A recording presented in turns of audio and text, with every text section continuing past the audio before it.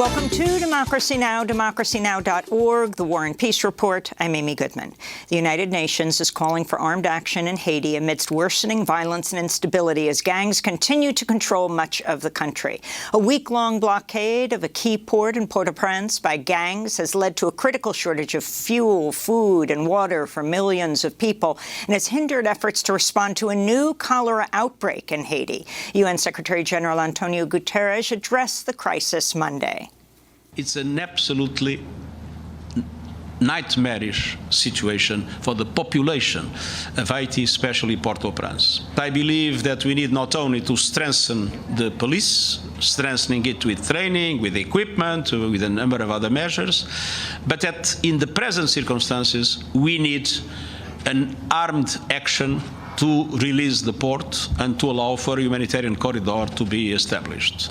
The United States and Canada shipped military equipment to Haiti over the weekend after the government of U.S.-backed Prime Minister Ariel Henry called for international involvement to combat gang activity. People have taken to the streets in response, protesting foreign military aid and occupation and demanding the resignation of Henry. This is a protester in Port-au-Prince.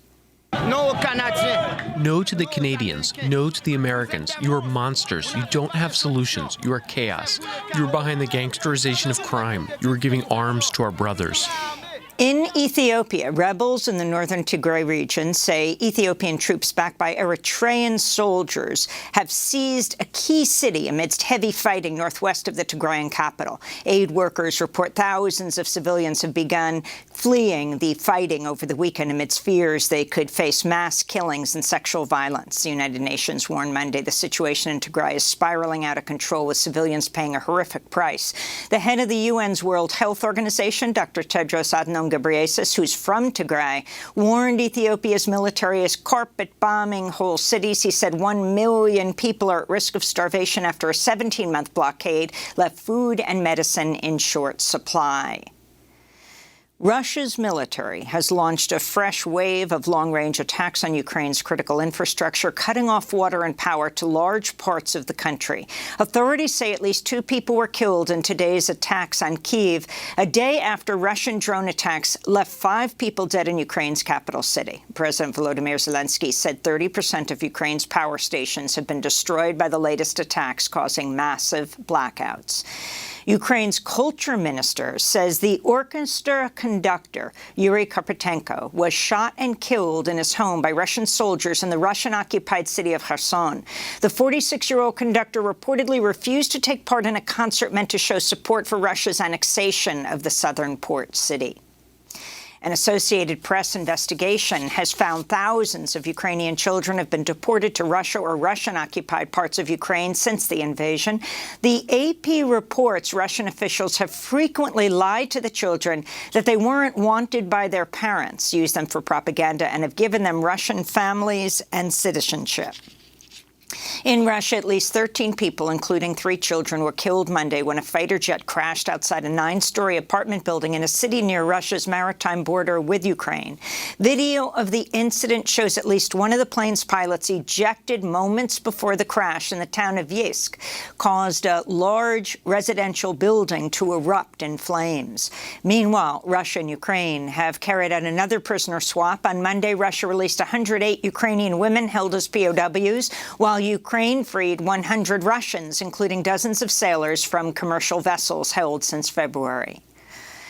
At the Kremlin, a spokesperson for President Vladimir Putin said today the 4 territories of Ukraine Russia recently claimed to have annexed will fall under the protection of Russia's nuclear arsenal.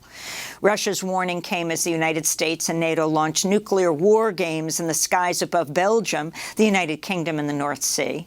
14 countries are taking part in the exercise named Steadfast Noon, which involves long-range B-52 bomber surveillance and tanker aircraft and latest-generation fighter jets.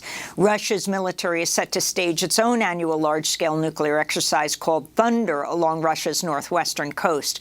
Later in the broadcast, we'll speak with Norman Solomon of Roots Action, who says, don't just worry about nuclear war, do something to help prevent it. Nigeria's government says the death toll from historic flooding has topped 600, with more than 2.5 million people impacted and over 80,000 homes destroyed. The floods have also inundated 266,000 acres of farmland at a time of soaring prices and deep food insecurity. Nigeria's flooding comes as much of East Africa is experiencing a prolonged deadly drought. The British charity Oxfam warned recently one person is likely to die of hunger every 36 seconds between now and the end of the year in the region. In Georgia, more than 125,000 people cast ballots Monday as early voting began 3 weeks ahead of November's general election in the United States.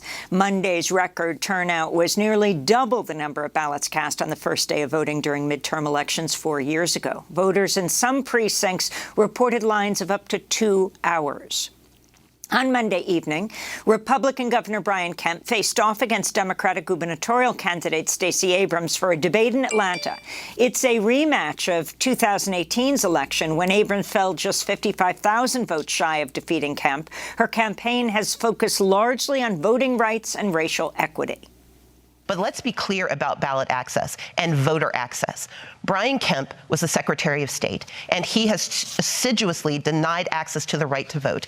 We know that the right to vote is the only way that we can make the changes we need in the state, the only way we can make the changes we need in this country. Whether it's access to the right to an abortion, the ability to take care of our families, we need a governor who believes in access to the right to vote and not in voter suppression, which is the hallmark of Brian Kemp's leadership. Ohio's top contenders for an open U.S. Senate seat squared off Monday night for their second and final debate. Democratic Congressmember Tim Ryan's challenging Republican J.D. Vance, a venture capitalist and author of the best-selling book Hillbilly Elegy. Vance won the Republican nomination in May after right-wing tech billionaire Peter Thiel gave his campaign $10 million, and after he won the endorsement of former President Trump. On Monday, Vance's opponent Tim Ryan called out Vance for a 2016 message in which Vance blasted Trump, comparing him to Adolf Hitler. You were calling Trump America's Hitler. Then you kissed his ass. True.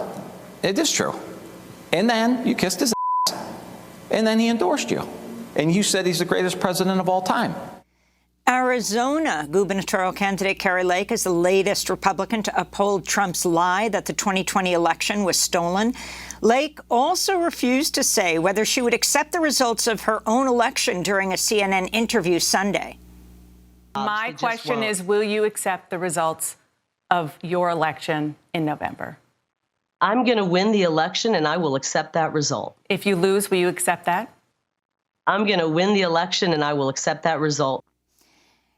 In New Mexico, asylum seekers held at the Torrance County detention facility say they're being retaliated against for speaking out about extremely dangerous conditions and for participating in a hunger strike that was broken up last week. This is Orlando de los Santos, a 39-year-old asylum seeker from the Dominican Republic who helped organize the hunger strike and now faces deportation. He's been detained at Torrance, which is run by the private prison corporation CoreCivic since July. Lawyers and supporters are demanding ICE, that's Immigration and Customs Enforcement, immediately halt his removal, scheduled for today. Most of the people who participated in the hunger strike have been deported. Sadly, one of my friends who didn't want to be deported was taken by force in chains. Everyone is terrified because of the retaliation we faced over the hunger strike. ICE and Torrance guards know that we are willing to reveal the truth about what actually happens here, and they want to silence us. They want to shut me up. The Supreme Court on Monday rejected an appeal in a case seeking to grant U.S. citizenship to people born in American Samoa, a territory occupied by the United States. The court also refused to reconsider overturning a series of racist U.S. Supreme Court rulings known as the insular cases that have been used for over a century to legally justify discrimination against people in American Samoa, Puerto Rico, and other U.S. occupied territories. American Samoa is the only U.S. occupied territory where people are not granted U.S. citizenship at birth. birth. People may apply for citizenship only if they relocate to the U.S. mainland, an immigration process that can take years and is not guaranteed. One of the plaintiffs, John Fitisemanu, said in a statement, "It's a punch in the gut. I was born on U.S. soil, have a U.S. passport, pay my taxes like everyone else, but because of a discriminatory federal law, I am not recognized as a U.S. citizen," he said. And the White House said Monday President Joe Biden will host Israel's President Isaac Herzog during an official visit next week. His planned trip will come less than a week before Israel holds nationwide legislative elections November 1st. Meanwhile, Australia's government has reversed a decision by the conservative former Prime Minister Scott Morrison to recognize West Jerusalem as the undivided capital of Israel, even though Israel has illegally occupied East Jerusalem since 1967. Morrison's move came after President Trump relocated the U.S. Embassy from Tel Aviv to Jerusalem, sparking international protests. The Australian Foreign Minister, Penny Wong, spoke from Canberra earlier today. Today, the government has reaffirmed Australia's previous and long-standing position that Jerusalem is a final status issue. And a final status issue that should be resolved as part of any peace negotiations between Israel and the Palestinian peoples. This reverses the Morrison government's recognition of West Jerusalem as the capital of Israel.